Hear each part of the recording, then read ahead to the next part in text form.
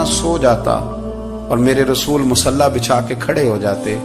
او یار کھیتی باڑی کر کے نہیں, محنت مزدوری کر کے نہیں. جناب عائشہ کہتی ہیں میں یہ بھی دیکھتی کہ حضور ایک آیت شروع کرتے تو ساری رات اسی کو پڑھتے, اور میری نظر جاتی تو قدم مبارک پہ ورم آ جاتا. یار نماز پڑھ پڑھ کے, اتنی مشقت کر کے, اتنی جد و جہد کر کے ورم آ گیا. یا رسول اللہ اتنی محنت کیوں کرتے ہو؟ فرمایا افلا اکون عبدا شکورا, کیا میں اپنے رب کا شکر گزار بندہ نہ بنوں؟ صحابہ کا ذوق عبادتوں کا, ریاضتوں کا, تلاوتوں کا, طبیعت ہے ان کی. وہ ایک دوسرے کو, حضرت مولا علی شیر خدا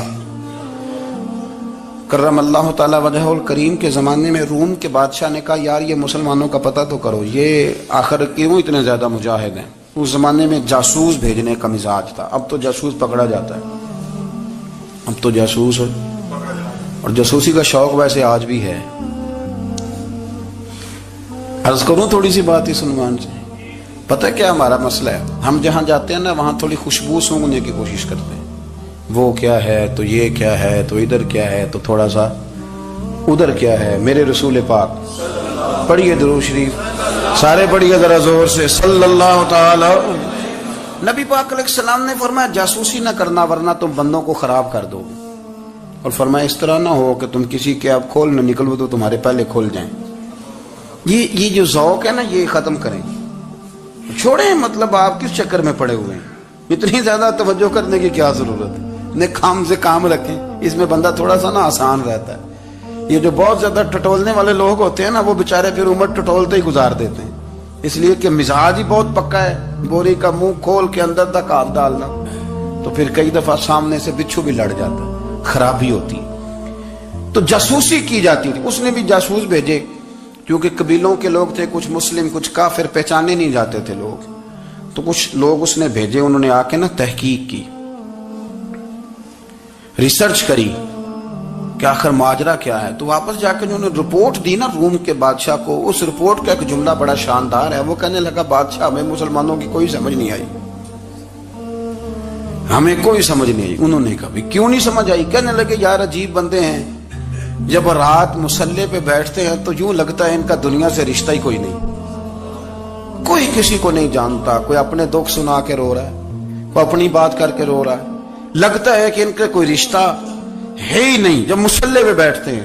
اور فرمایا جب سویرے یہ جہاد کرنے نکلتے ہیں تو لگتا ہے ان سے زیادہ دلیر ہی کوئی نہیں. حالانکہ جو مسلوں پہ رونے دھونے کے لوگ ہوتے ہیں وہ کئی دفعہ جہاد میں کام نہیں کرتے, لیکن عجیب لوگ ہیں کہ رات کے راہب ہیں, دن کے مجاہد ہیں, کوئی سمجھ نہیں آتی. میرے عزیز ان لوگوں نے مصلی آباد کر کے رکھا, تلاوتیں ان کا ذوق رہی, منظر روز پڑھنا, اسباق پڑھنا, وظائف پڑھنا, یہ ان کا ذوق رہا. اعلیٰ حضرت بریلوی رحمت اللہ نے 1000 کتاب لکھی ہے, لیکن الوظیفۃ الکریمہ کے نام سے جو وہ صبح و شام وظائف پڑھتے تھے وہ الگ انہوں نے ان کو بیان کیا. پابندی کے ساتھ اپنی اللہ اللہ کرتے تھے. شیخ شہاب الدین سہروردی رحمت اللہ علیہ اس پر ایک بندے نے اعتراض کیا. اس نے کہا جی آپ کس قسم کے صوفی ہیں, مرید بیٹھے ہیں اور آپ وہاں نفل پڑھ رہے ہیں. یہ بھی بڑا مسئلہ ہوتا ہے نا, جو بندہ ملنے آتا ہے وہ اپنے ٹائم کے حساب سے آتا ہے, اور پھر اس کا یہ بھی خیال ہوتا ہے کہ پیر صاحب جو ہیں وہ چونکہ درویش ہیں تو نہ انہیں روٹی کھانی چاہیے نہ سونا چاہیے, چونکہ وہ درویش ہیں, اور ہم چونکہ درویشوں کے ماننے والے ہیں لہذا ہمارا یہ طریقہ ہونا چاہیے کہ جیسے ہم کہیں درویش ویسے ہی کر جائے. حالانکہ جس کو آپ درویش کہیں گے آپ اس کی مانیں گے, آپ منوائیں گے نہیں, ہمارا مزاج ہوتا ہے.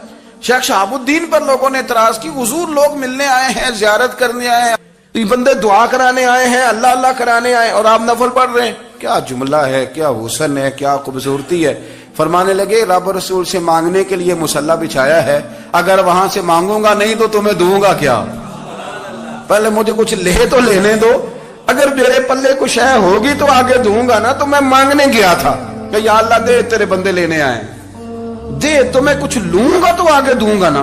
لیکن ہمارا یہ سٹیٹس, یہ مزاج, یہ شعور نہیں ہے. گپیں, کہانیاں, داستانیں, گفتگو, خطابت, واز, کیا بات. لیکن اگر کچھ کرنے کا کام ہو تو وہ نہیں ہم سے ہوتا. میرے نبی کریم علیہ الصلوۃ والسلام نے مصلی سے دل لگانے کا درس دیا, حضور نے توجہ دلائی. صحابہ اس ذوق کے حامل لوگ تھے, وہ کوشش کرتے تھے. جناب صدیق اکبر رضی اللہ تعالیٰ عنہ کا عبادت کا مزاج ہمیشہ قائم رہا. حضرت عمر فاروق ساری رات اللہ کے حضور کھڑے رہے. حضرت عثمان غنی رضی اللہ تعالیٰ عنہ عشاء کی نماز پڑھ کے 2 رکعتوں کی نیت باندھتے تھے. 15 سپارے پہلی رکعت میں پڑھ دیتے تھے اور 15 سپارے قرآن مجید کے دوسری رکعت میں پڑھ دیتے. آپ نے نا حضرت عمر فاروق کے وصال کے بعد ان کی ایک بیوہ سے نکاح کیا. حضرت عثمان غنی نے نکاح کیا. وہ خاتون آپ کے نکاح میں آئیں تو عرض کرنے لگی امیر المومنین میرے لیے اعزاز تو بہت ہے کہ میں امیر المومنین کی بیوہ تھی تو امیر المومنین کی منکوحہ ہو گئی ہوں، لیکن حضور نہ تو میں جوان ہوں کہ میرے اندر رغبت ہوتی اور نہ میں اب اس قابل ہوں کہ کوئی خدمت کر سکوں، میرے ساتھ نکاح کی وجہ کیا بنی؟ تو عثمان غنی رو پڑے.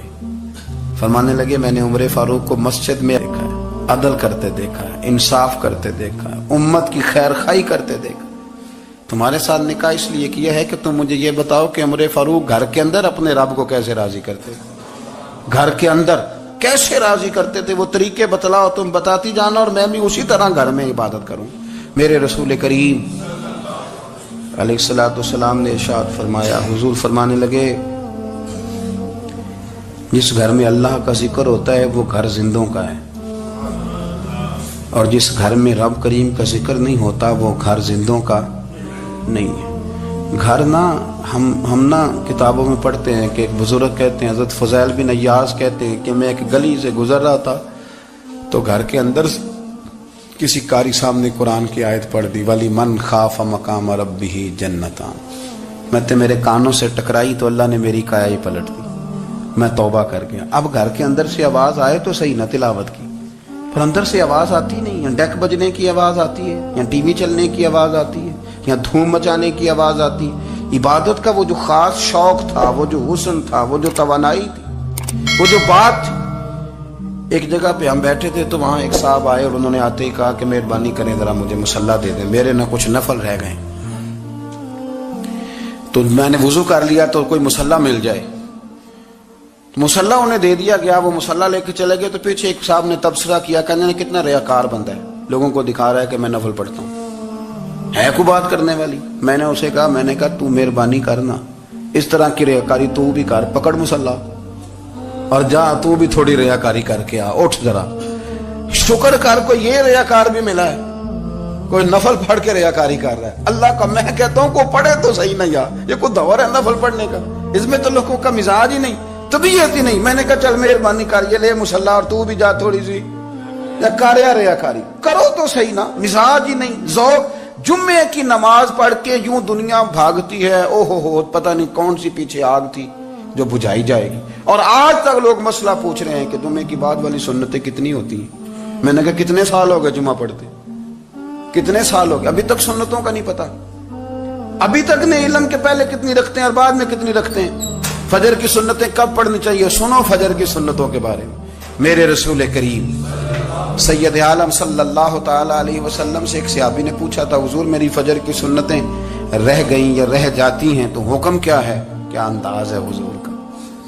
بخاری مسلم کے لفظ سنو.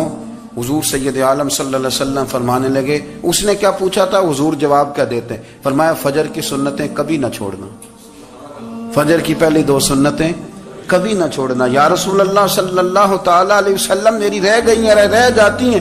فرمایا فجر کی 2 سنتیں نہ چھوڑنا. فرمایا فجر کی پہلی 2 سنتیں مجھے دنیا اور دنیا کے اندر جو کچھ ہے وہ سب سے زیادہ پیاری ہے. فجر کی 2 سنتیں دنیا اور دنیا میں جو کچھ ہے مجھے وہ سب سے زیادہ پیاری ہیں، اس لیے فجر کی سنتیں نہ چھوڑنا. اپنا ذوق، اپنی طبیعت، ہم نے نا ذوق غلط بنا لیا ہے. اگر 20 بندے کہہ بھی دیں گے تو نے بڑی شاندار تلاوت کیا تو کیا اس سے بنے گا؟ 100 بندہ کہہ بھی دے تیری کیا بات ہے، کیا بات ہے نعت خاں کی، کیا بات ہے علامہ صاحب کی، پیر صاحب کی، پیر مہر علی شاہ صاحب رحمت اللہ علیہ. آپ تشریف فرما تھے تو آپ کے ایک ہی بیٹے بابو جی جن کو کہا جاتا ہے، جس دن صاحبزادے پیدا ہوئے تو خادم نہ وہاں سے نکلا. ان لوگوں کے شوق اور طرح کے تھے نا تو ان کی توجہ بھی اپنے شوق کی طرف رہتی. تو خادم نکلا اندر سے، پیر صاحب مبارک ہو، پیر صاحب مبارک ہو، پیر صاحب مبارک ہو، پیر صاحب مبارک. وہ شور کر رہے ہیں تو پیر صاحب کو وجد ہو گیا، اللہ اکبر اللہ اکبر اللہ. وہ کیا ہوا؟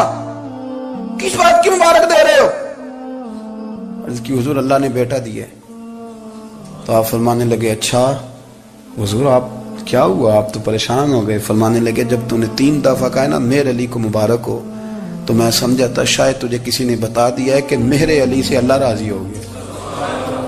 मैं समझा था कि शायद तू ये खबर लेके आया है कि किसी ने बताया है कि मुझे आज खबर मिली है कि मेरे अली से रब अच्छा पुत्र हुआ है। अल्हम्दुलिल्लाह, अल्लाह का शुक्र है। पर मेरे लिए मुबारक का दिन वो होगा जब मेरा रब कहेगा कि मैं मेरे अली से राजी हूँ, मेरे महबूब कहेंगे कि मैं मेरे अली से। आप बात को समझे, शौक ही किसी और तरफ था, दिल ही कहीं और लगा हुआ था, तबीयत ही कहीं और माइल थी। कोई वजीफा पूछते थे तो पढ़ते थे वो लोग, कुछ अल्लाह अल्लाह उन्हें बताई जाती थी तो करने का जौक रखते थे, तबीयत थी, कायल थे। हजरत रबी कहते हैं मैं बड़ी दूर से सफर करके गया हजरत अवैस करनी से मिलने, बड़ी दूर से। और जब मैं पहुंचा तो फजर का वक़्त था, तो हजरत वैसे करनी को मैंने पा लिया। तो वो नमाज पढ़ के ना कुरान शरीफ लेके बैठ गए। फरमाते इशराक चाश्त का वक़्त हुआ तो नफलों की नीयत बांध ली। मुहद्दिस इब्नुल जौज़ी ने लिखा है, फरमाते हैं फिर जब ज़वाल का वक्त हुआ तो मस्जिद में झाड़ू देने लग गए। ज़ोर की नमाज पढ़ के तो असर की तैयारी तक वो मस्जिद में बैठे रहे। और मेरे नबी पाक अलैहिस्सलाम ने फरमाया जो नमाज के इंतज़ार में बैठा हो वो नमाज ही में है, वो नमाज ही में है। फरमाया मेरी दुनिया मेरी उम्मत की जो रहबानियत है ना वो इतनी है कि नमाज का इंतजार करे। आजान के बाद नमाज का ये राहब है, ये इस वक्त छोड़ के बैठे हैं सारा कुछ। फरमाते हैं असर तक उन्होंने अल्लाह अल्लाह की, फिर मगरिब तक की, इशा की नमाज हुई तो नमाज पढ़ी तो वो थक गए। अब मुझे वो फारिग हो मुसल्ला छोड़े तो मैं मुलाकात करूं ना। ये आप हैरान ना हो कि इतनी देर बंदा कैसे अल्लाह अल्लाह कर, हमने की नहीं ना इसलिए हम परेशान हैं। जो आदी होते हैं वो कर भी लेते हैं, वो ये काम। मेरी बात की समझ आ रही है? जब जाते हो किसी दफ्तर में तो 8 घंटे खड़े रह लेते हो ना, मजबूरी होती है तो खड़े रहा जा सकता है। पासपोर्ट के दफ्तर बोलिए, इमिग्रेशन की लाइनों में, और मैंने तो एम्बेसियों में बंदे 12-12 घंटे पहले जाके खड़े देखे, रह लेते हैं खड़े। तो अगर इन कामों के लिए रहा जाता है तो अल्लाह रसूल के लिए भी खड़े रहा जा सकता है। तो फरमाने लगे कि जब इशा की नमाज के बाद आखिर इंसान थे, थक गए, नींद का गलबा हुआ तो थोड़ी ऐसे आंख बंद हुई तो खोली तो रोने लगे। हजरत वैसे कर दिया, रो के कहने लगे मालिक मुझे गाफिल तो ना कर, अभी मैंने किया भी कुछ नहीं, दिन खत्म हो गया, कोई नफल नहीं, कोई अल्लाह अल्लाह नहीं, अल्लाह मुझे गाफिल ना कर, मेरी मदद फरमा। फरमाते हैं जब वो रोए तो मेरे साथ जो शख्स था मैंने कहा उठो चलें। कहने लगा हुजूर मिलना नहीं। फरमाया जो मैं लेने आया था वो मुझे मिल गया, जो मैं इनसे सीखने आया था वो मुझे नसीब हो गया, अब और मैंने क्या लेना, खत्म हो गई बात, उठो चलें। अल्लाह के बंदों ने हजरत रबिया बिन काब असलमी रदी अल्लाह ताला अन्हु फरमाते हैं, कहते हैं जब बनु कुरैज़ा और बनु नुज़ैर यहूदियों के साथ हुजूर अलैहिस्सलाम ने जंग का ऐलान फरमाया तो वो दुश्मन हो गए। हमें ख़तरा था कि वो रात को कहीं महबूब को तकलीफ़ ना दें, तो कुछ लोग ना तलवारें लेके नबी पाक के दरवाजे पे पहरेदारी करते थे। गन मैन रखना हराम नहीं, अगर किसी को वाकई ख़तरा हो तो उसके लिए सुन्नत भी है। हज़रत अली मुर्तज़ा तलवार लेके हुजूर के घर का पहरा देते थे। हज़रत रबिया बिन काब असलमी रदी अल्लाह ताला अन्हु फरमाते हैं कि रात मेरी ड्यूटी थी कि मैं हुजूर के घर का पहरा दूंगा। तो फरमाते हैं मैं बाहर सुन रहा था, सारी रात ही मेरे नबी पाक ने अल्लाह की तस्बीह पढ़ी, सारी रात, कभी तस्बीह, कभी तहलील, कभी तहमीद, कभी तकबीर, सारी रात। फरमाते हैं सारी रात हुजूर पढ़ते रहे और सारी रात ही मैं सुनता रहा। मुझे ऊँघ आ गई, मेरी आंख लग गई, हुजूर अभी पढ़ रहे थे, मैं थक के सो गया। और फरमाते हैं जब मेरी आंख दोबारा से खुली तो मेरे कानों में फिर कोई चीज गूंजी, तो मैंने कान लगाया तो मेरे हबीब अभी भी अल्लाह को याद कर रहे। सारी सारी रात हुजूर रब की इबादत करते। इसीलिए तो कहा या अय्युहल मुज़म्मिलु कुमिल लैला इल्ला कलीला, हबीब सारी रात तो ना जागा कर, थोड़ा आराम भी कर लिएगा। मेरे भाई अपना मुसल्ला, अपनी इबादत, अपने वज़ाइफ, अल्लाह अल्लाह जो आपने किसी से सीखी है उसको कभी कमज़ोर ना होने दें। शजरा शरीफ जो किसी बुजुर्ग से आप ले लेते हैं तो क्या रस्म है कोई, उस पर कुछ लिखा होता है, वो पढ़ने के लिए दिया जाता है, उस पर लिखा होता है कि जी अल्लाह अल्लाह आपने करनी है। सारी ज़िंदगी किसी स्कूल में दाखिल हो गए और वहाँ जाके आप निसाब ही ना पढ़ें, किताब ही ना खोलें तो पास हो जाएंगे? وہ کہتے ہیں میں 20 سال جاتا رہا ملا کچھ نہیں. تو آپ نے لیا کیا ہے؟ ایک اتنی سی کتاب تھی, اس کو تو کھول کے آپ دیکھ نہیں سکے, اس کے وظائف تک تو رسائی نہ ہوئی, اس لیے کہ اللہ اللہ کرنا مشکل ہے اور تصویر کھچانا یہ آسان کام ہے. تو جو آسان ہے اس طرف ہماری توجہ لگی رہتی ہے اور جو مشکل ہے اس طرف ہم ذوق پیدا نہیں کرتے. یا ایھا الناس اعبدوا ربکم, کسی کو شریک نہ بناؤ, وانتم تعلمون, اور تم جانتے بھی ہو, تمہیں خبر بھی, تمہیں پتہ ہے کہ عبادت اللہ کی کرنی چاہیے, تمہیں پتہ ہے کہ نماز پڑھنی چاہیے, تم جانتے ہو کہ نوافل ادا کرنے چاہیے, تمہیں پتہ ہے کہ سجدے آنکھیں بند کر کے جھوٹ کی زندگی جی کے اپنے ساتھ بددیانتی کر کے دھوکہ دے کے اپنے آپ کو دائیں بائیں اپنے آپ کو کہیں مصروف رکھ کے کچھ وقت ضائع تو کر لیتے ہو, پر تمہیں پتہ تو ہے نا کہ عبادت اللہ کی کرنی, تمہیں اس کی خبر ہے. فرمایا اس رب کی, دیکھیں نا انسان پر اگر کوئی شخص نیکی کر دیتا ہے, احسان کر دیتا ہے, تو انسان اس کے سامنے پھر گردن نہیں اٹھا سکتا, یار یہ میرے مشکل وقت کا دوست ہے, اس نے میرے ساتھ نیکی کی ہے, کبھی بھی گردن نہیں اٹھائے گا, جھکا کے رکھے گا. تو اگر عام کوئی نیکی کر دے تو اس کے سامنے انسان کبھی گردن نہیں اٹھاتا, تو جو رب ساری نعمتیں عطا فرمائے, جو کہے کہ تیری تخلیق میں نے کی, تجھ سے پہلوں کو بھی پیدا میں نے کیا, تیرے لیے زمین کا بچھونا بھی میں نے بچھایا, آسمان کی چھت بھی میں نے لگائی, تیرے لیے زمین سے ساری اناج کو, پھل کو, کھیتیوں کو نکالا بھی تیرے لیے, اب تو اس طرح کر کہ تو میری عبادت کر, تو میری بارگاہ میں جھک جا. بہت سارے نشے لوگوں کو لگے ہوئے ہوتے ہیں, ہر آدمی کوئی نہ کوئی نشہ کرتا ہے, کوئی دولت کا کرتا ہے, کوئی شہرت کا کرتا ہے, کوئی اپنی تعریف کا نشہ کرتا ہے, 2-4 لوگوں سے تعریف سن کے مطمئن ہو جاتا ہے.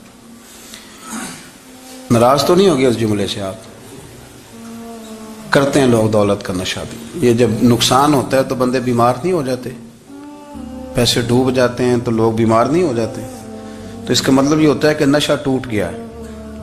اب بہک ہوئے ہیں نا تھوڑے سے تو کانپتے ہیں, تڑپتے ہیں, پریشان. نشہ ہی اسی طرح ہی کرتا ہے نا, نہیں ملتا تو پریشان ہوتا ہے. یہ سارے نشے ہیں, مختلف قسم کا نشہ. اب مانتے نہیں اس بات کو, تسلیم نہیں کرتے, کیونکہ تسلیم کرنا بڑا مشکل کام ہے. اس کے لیے تو بڑی ساری چیزیں جو ہیں وہ دبوچ کے اور بڑی سارے رستے پھلانگ کے آنا پڑتا ہے, تو بڑا مشکل ہے ماننا, ورنہ کرتے ہیں ہم, ہمارا مزاج ہے. یہ گھومنے پھرنے کا, دنیا دیکھنے کا بھی ایک نشہ ہے, یہ بہت ساری باتیں کرنے کا بھی ایک نشہ ہے, گپ شپ کا بھی ایک نشہ ہے. 2-4 لوگوں کی جب تک پگڑیاں نہ کھول لیں, بعض لوگوں کو نیند نہیں آتی. یہ غیبت کا, چغلی کا, بددیانتی کا, یہ بھی ایک نشہ ہے. اس پر ملا رومی رحمت اللہ نے بڑا کلام لکھا ہے, وہ کہتے ہیں مانگ کے کھانے کا بھی نشہ ہے, مانگ کے کھانے کا بھی نشہ ہے. وہ کہتے ہیں کہ ایک بھیک مانگنے والی خاتون تھی, تو بادشاہ کے پاس بھیک مانگنے آئی, تو بادشاہ کو پسند آ گئی, اس نے شادی کر لی. اب اس کو عادت تھی بھیک مانگ کے کھانے کی, تو وہ کنیزوں سے کہا کرتی تھی کہ فٹافٹ نہ روٹی لے کے آیا کرو, میں 2-3 دفعہ مانگوں تو پھر لایا کرو, چونکہ ایک نشہ ہے نا, تو میں مانگوں 2-4 دفعہ تو پھر. تو انسان بہت سارے نشے کرتا ہے, یہ مانتا نہیں. یہ موبائل, یہ فیس بک, یہ سارے نشے ہی ہیں. اپنی فوٹو لگا لینا, سارا دن اسی کو دیکھتے رہنا. اور بڑے بڑے سیانے بندے جو وزادار ہیں, بڑے وزادار لوگ ہیں, لیکن وہ بھی سنجیدگی کے قائل نہیں, اس طرح کے نشوں کا شکار ہیں. یہ سارے نشے ہیں جو ہم نے پال لیے. ہمارے صوفیاء, ہمارے بزرگ فرماتے ہیں کہ تم اس طرح کرو, اگر سارے نشوں سے بچنا چاہتے ہو تو سجدے کا نشہ شروع کرو, سجدے کا نشہ شروع کرو. یہ نا اقبال کہتے ہیں عطار ہو, رومی ہو, رازی. آپ بات کو سمجھیں, عطار ہو, رومی ہو, رازی ہو, غزالی ہو, کچھ ہاتھ نہیں آتا بے آہ سحرگاہی. کہتے ہیں بہت بڑا صوفی ہو جیسے فرید الدین عطار تھے, بہت بڑا تصوف کا امام ہو جیسے امام غزالی تھے, بہت بڑا تفسیر کا استاد ہو جیسے امام رازی ہو. عطار ہو, رومی ہو, رازی ہو, غزالی ہو پر کچھ ہاتھ نہیں آتا بے آہ سحر گاہی. اگر سویرے اٹھ کے روتا نہیں نا اللہ کی بارگاہ میں, اگر تہجد نہیں نہ پڑھتا تو کچھ ہاتھ نہیں آتا بے آہ سحر گاہی. پھر اس کو کوئی چیز نصیب. میری بات کی سمجھ آ رہی ہے آپ حضرات؟ جب تک آپ سویرے نہیں اٹھتے, آپ اللہ اللہ نہیں کرتے, آپ کو نوافل کا چسکا نہیں, عبادت کا مزہ نہیں. فرمایا میری عبادت کرو, یہ شوق پیدا کرو, میں نے تمہیں پیدا کیا ہے. ہم لوگوں کے نشے مختلف نشے, بڑا عجیب رنگ ہے. محفل کی صدارت کرنے والے بڑے پیر صاحب, بڑے القابات و خو, بیچ میں سے بندہ تلاش کرنے سے بھی نہیں مل رہا, اتنے بڑے لقب ہیں اس کے. لیکن وہ ساج سنور کے 2.5 گھنٹے بیٹھا رہا محفل میں, اور نماز کا وقت آیا تو اس نے مختصر سی پڑھی, وہ نکل گیا. ہلکے سے سجدے کیے. او اتنا بڑا عشق رسول نعت خواں, او ہو کیا بات ہے. اور عشق رسول کا بہت بڑا پیغامبر, بہت بڑا مبلغ, اور بیچارہ سمجھ ہی نہیں سکا کہ اللہ کے رسول نے فرمایا تو نماز پڑھ میری آنکھیں ٹھنڈی ہو جائیں گی. تو یہ نشے کے عادی تو ہیں پر حقیقت کے قائل نہیں ہیں. یہ بس ٹھیک ہے, خوابوں کی دنیا میں لوگ زندہ ہیں, پر جن کو یہ جو نشہ تھا نا عبادت کا, یہ میرے رسول پاک کی چاہت ہے, یہ میرے نبی کریم علیہ السلام کی. آپ دیکھیں نا حضور مہینوں جا کے غار حرا میں بیٹھتے. کیا وہاں تبلیغ کرتے تھے؟ کوئی کتاب لکھتے تھے؟ رسول کریم علیہ السلام مہینہ رہتے غار حرا میں. کوئی نہ مجھے دیکھے, کوئی نہ مجھے ملے. حضور یہاں کیا ہے؟ فرمایا میں اپنے رب کی عبادت کروں گا. نبی کریم علیہ السلام نے سجدوں کے ساتھ پتھروں اور پہاڑوں کو آباد کر دیا, سجدوں کے ساتھ.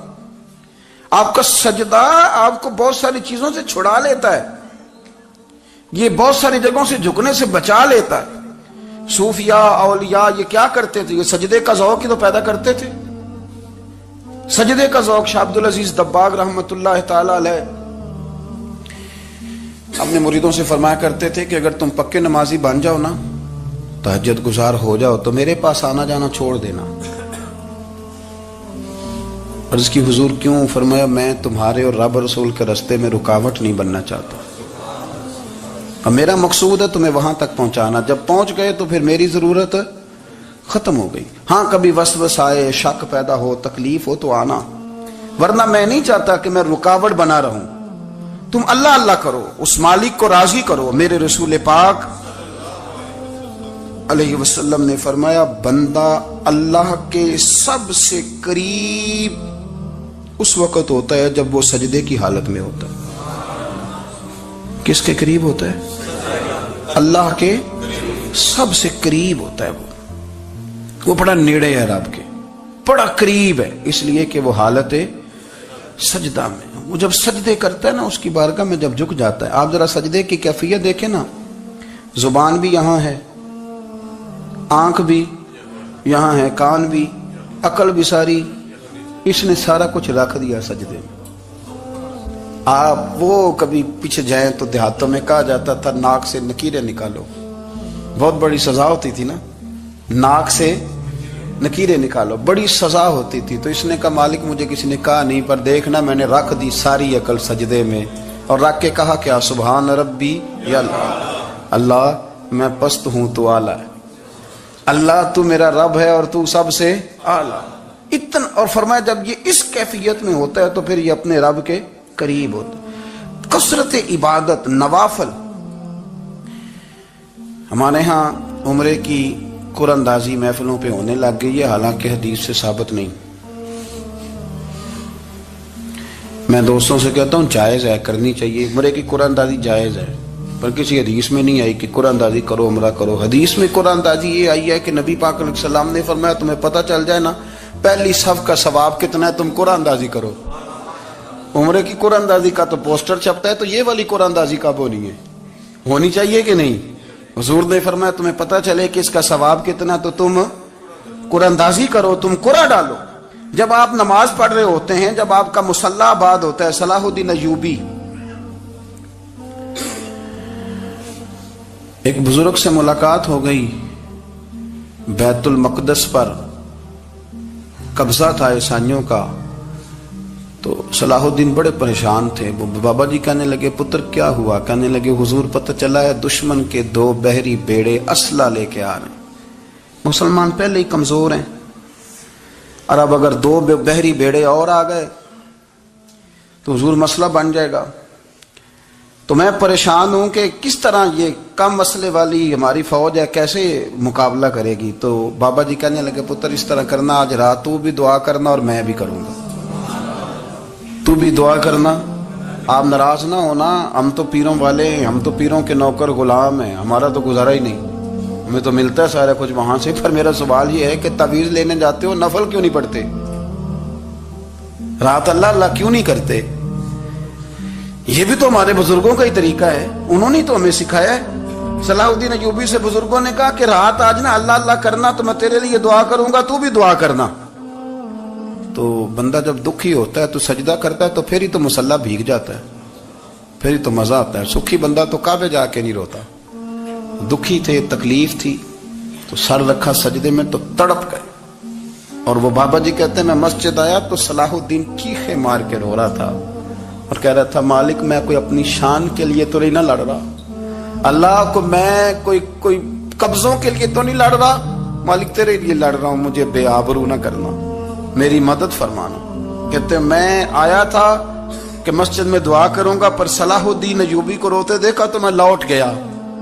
تو سویرے صلاح الدین ملے تو بڑے خوش تھے. میں نے کہا پتر کیا ہوا؟ کہنے لگے حضور وہ بحری بیڑے 2 آ رہے تھے نا اسلحہ لے کے, دونوں ڈوب گئے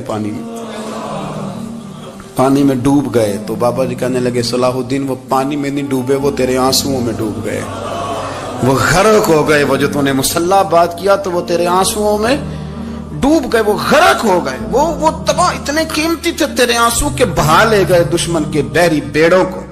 میرے بھائی ٹھیک ہو گیا جی, میرے عزیز سمجھ لیں اس بات کو ہمیشہ کے لیے اور اس پر غور کر لیں اچھے طریقے سے کہ میرے رسول کریم سید عالم صلی اللہ علیہ وسلم نے نا ہماری توجہ دلائی, حضور نے ہمیں بتلایا, ہمارا ذوق بڑھایا عبادت کی طرف.